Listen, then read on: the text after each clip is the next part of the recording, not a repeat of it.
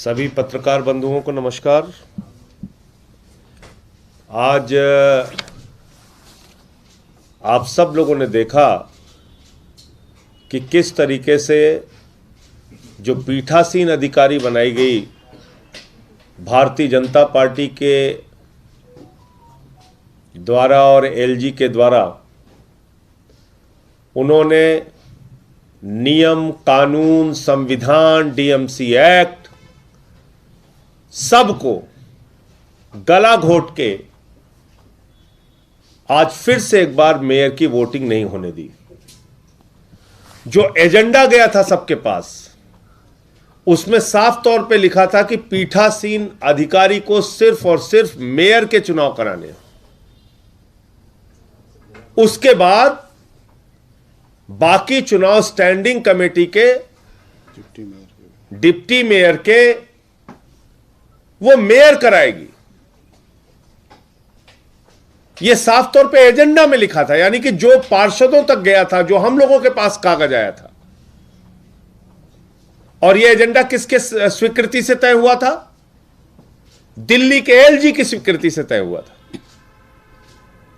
उन्होंने डेट का निर्धारण किया था, उन्होंने तय किया था कि यह आज का एजेंडा रहेगा। बावजूद इसके, जो बात संविधान में नहीं लिखी है कि एल्डरमैन को वोटिंग राइट है, आते ही पीठासीन अधिकारी कहती है एल्डरमैन वोट करेंगे। मेयर में भी करेंगे, डिप्टी मेयर में भी करेंगे, स्टैंडिंग कमेटी में भी करेंगे। जो ना तो भारत के संविधान में लिखा है और ना ही डीएमसी के एक्ट में लिखा है, और ना ही आज तक एमसीडी का गठन होने के बाद से लेके आज तक कभी भी एल्डरमैन ने mayor, deputy mayor, standing committee में वोटिंग किया है? कभी भी नहीं किया, आज तक नहीं किया। अब कहां से ये कानून लेके आ गई? कहां से नई शुरुआत आप कर रही हैं? क्या भारत का संविधान भारतीय जनता पार्टी के दफ्तर में लिखा जाएगा? क्या भारत का संविधान दिल्ली के एलजी अपने हिसाब से डिफाइन करेंगे? क्या भारत का संविधान भारतीय जनता पार्टी की पीठासीन अधिकारी डिसाइड करेंगी? क्या डीएमसी एक्ट में लिखी हुई बातों को दरकिनार करके अपने हिसाब से वोटिंग कराई जाएगी? आपको सिर्फ मेयर का चुनाव कराना है, और आप मेयर का चुनाव कराने के बजाय डिप्टी मेयर, स्टैंडिंग कमेटी, सारे चुनाव आप करा रही। एल्डरमैन को वोटिंग राइट दे रही है। इतना ही नहीं रुकी वो, फिर बीजेपी के एक नेता खड़ी हुई, उन्होंने कहा इनके 2 विधायकों को सजा हो गई है, उनको बाहर कीजिए। आप सभी पत्रकार बंधुओं को मैं कहना चाहता हूं, कोई भी विधायक या सांसद 2 साल की जब सजा होती है, उसके बाद वो डिस्क्वालीफाई होता है। संजीव झा को ना तो 2 साल की सजा हुई, ना अखिलेश पति त्रिपाठी को 2 साल की सजा हुई, और दोनों को जो सजा भी हुई थी 3 महीने की, उस पर कोर्ट से स्टे है। तो ये लोग कोर्ट भी नहीं मानते, ना संविधान मानते, ना डीएमसी एक्ट मानते, ना न्यायालय मानते। इससे भी अलग हट के बात बता रहा हूं आपको। एक व्यक्ति अगर विधायक के तौर पे किसी सदन में नॉमिनेट किया जा रहा है, लोकसभा के सदस्य के तौर पे, लोकसभा के अध्यक्ष के द्वारा किसी सदन में नॉमिनेट किया जा रहा है, राज्यसभा के सांसद के तौर पे नॉमिनेट किया जा रहा है, तो वो सांसद है या नहीं, विधायक है या नहीं, इसका फैसला विधानसभा के अध्यक्ष लेते हैं। अजीब बात है, दिल्ली विधानसभा के अध्यक्ष ने नॉमिनेट किया दोनों को, और वो विधायक हैं। और विधायक हैं तो विधायक के तौर पे उनको मिलने वाली तमाम सुविधाएं, प्रिविलेज, नॉमिनेशन जहां पे भी है, वो उनका वैलिड है। और सजा का, जैसे मैंने कहा, सजा पे तो कोर्ट से स्टे है। इससे भी हट जाइए आगे। बाकायदा चुनाव के लिए उन दोनों विधायकों के पास प्रवेश पत्र भेजा गया एमसीडी के अधिकारी के द्वारा। और आगे निकल के आइए आप, एमसीडी के ही अधिकारी जहां पे चुनाव हो रहा था, जहां पे पीठासीन अधिकारी चुनाव ले रही थी, वहीं से प्रवेश पत्र गया इन दोनों विधायकों के पास कि आप आइए और वोटिंग में शामिल होइए। उसके बाद कह रहे इनको दोनों को बाहर करो। तो ये क्या है? ये किस प्रकार का मजाक है? भारत में आज की घटना से यह साफ हो गया है कि फिर चुनाव का कोई मतलब नहीं रहेगा।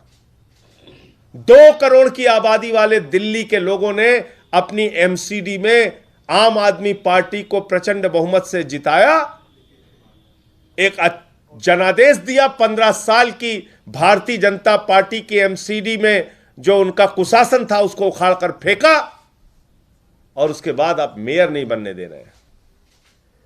दिल्ली के एमसीडी के बराबर कई राज्यों की विधानसभाएं हैं। दिल्ली के एमसीडी से छोटी कई राज्यों की विधानसभाएं हैं। कल को ये बहुत ही खतरनाक परंपरा भारतीय जनता पार्टी ने शुरू की है। मैं तो देश के तमाम विपक्षी दलों से अपील करूंगा कि जाग जाइए, आगे यही आपके साथ होने वाला है, यही आपके साथ होने वाला है। विधानसभा में बीजेपी हारेगी, कहेगी सीएम नहीं बनने देंगे। दंगा करो, हंगामा करो, हल्ला करो, तोड़फोड़ करो, मत बनने दो सीएम। लोकसभा में बीजेपी हारेगी, दंगा करो, हंगामा करो, हल्ला करो, प्रधानमंत्री मत बनने दो। तो फिर तो चुनाव का कोई मतलब ही नहीं है। बंद कर दो चुनाव। चुनाव कराने का फिर क्या मतलब है? और आज की घटना से आम आदमी पार्टी का शक 100% सही साबित हुआ। और हमारा यह शक था कि भारतीय जनता पार्टी दरअसल एल्डरमैन को वोट कराना चाहती है, मनोनीत सदस्यों को वोट कराना चाहती है। पहले दिन से मैं ये बात कह रहा हूं, और तब भाजपाई कह रहे थे नहीं नहीं नहीं नहीं नहीं नहीं। आज खुल के सामने आ गया। स्टैंडिंग कमेटी का भी वोट एक साथ कराना चाहते हैं। तो अब आम आदमी पार्टी के, और आज आप देखिए बीजेपी के 4 सांसद मौजूद ही नहीं थे।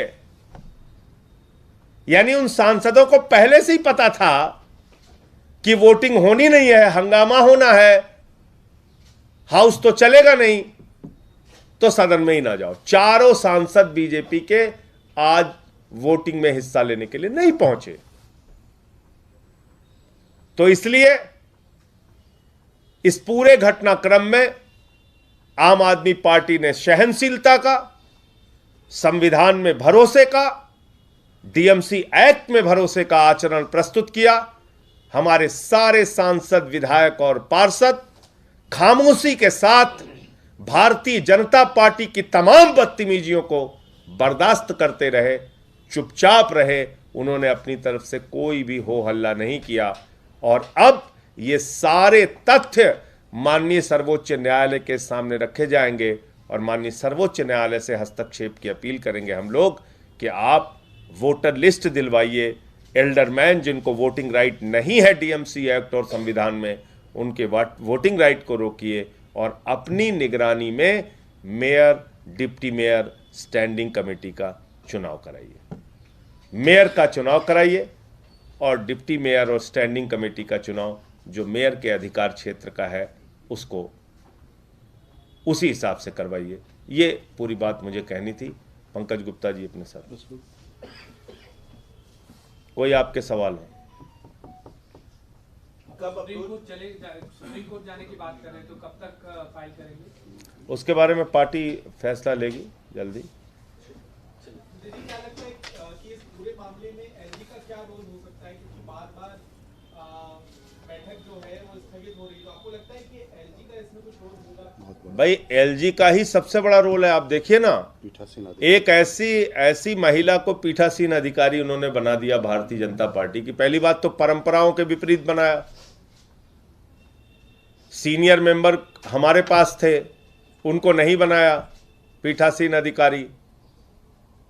इसके अलावा आप ही खुद एजेंडा तय करके भेजते हो, मीटिंग कैसे होगी ये आप निर्धारित करते हो, और तुरंत उसको मीटिंग की शुरुआत में वो सारे एजेंडे को तार तार तार तार करके अपने हिसाब से कह रहे हैं हम चुनाव कराएंगे। तो इससे ज्यादा और एलजी का मिला जुला खेल क्या आपको नजर आएगा? इससे ज्यादा और क्या प्रमाण चाहिए? और आज आप देख लीजिए कितनी बदतमीजी की उन लोगों ने। हमारे लोग तो सारे शांत बैठे हुए थे, चुपचाप बैठे हुए थे। सामने से ये भी कहा जा रहा है, जैसे डॉक्टर हर्षवर्धन है वो कह रहे हैं कि नंबर्स आपके पास बहुत क्लियर कट नंबर्स हैं, इसके बाद भी आप क्यों, अगर एल्डरमैन को भी वोटिंग राइट्स मिल रहे हैं तो क्यों आप उस बात पे राजी नहीं हो रहे थे? देखिए एक बात समझिए आप, ये देश संविधान से चलेगा, किसी एक्ट से चलेगा, किसी नियम से चलेगा, किसी कानून से चलेगा। मतलब ये कोई बात नहीं हुई तो फिर इसका मतलब कल को अगर लोकसभा अध्यक्ष जी कहें कि डॉक्टर हर्षवर्धन जी मेरा ये मन हो रहा है कि आपके खिलाफ जो लोग चुनाव लड़े थे, जो दूसरे नंबर वाला है वो कल से हाउस में आएगा, आप जाइए घर पे बैठिए, थोड़ा आराम कीजिए 1 साल, तो डॉक्टर साहब मान जाएंगे इस बात को? बहुत ही सीनियर पार्लियामेंटेरियन है, देश के केंद्रीय मंत्री रह चुके हैं, मैं पूछना चाहता हूं उनसे कि वो मान जाएंगे इस बात पे? मतलब एल्डरमैन को वोटिंग राइट ना कॉन्स्टिट्यूशन में ना डीएमसी एक्ट में कह रहे हैं, अगर दिया जा रहा है तो आपको आपत्ति क्या है? हंसी आती है बात सुन के। ये एक निर्वाचित प्रतिनिधि ऐसी बात कैसे कर सकते हैं? कल को अगर लोकसभा अध्यक्ष कहें कि भाई हर्षवर्धन जी अब आप ऐसा कीजिए 1 साल आप घर पे बैठिए, अब जो दूसरे नंबर पे आपके खिलाफ था चुनाव में वो आएगा अब, तो मतलब एक कोई नियम कानून संविधान से चलेगा ना। कोई हाउस, कोई एमसीडी, कोई विधानसभा, कोई संसद, उस नियम के हिसाब से चलिए। तो इसलिए ये एकदम साफ तौर पे आज दिखा कि किस तरह से भारतीय जनता पार्टी लोकतंत्र, संविधान, नियमों का, कानूनों का गला घोट रही है।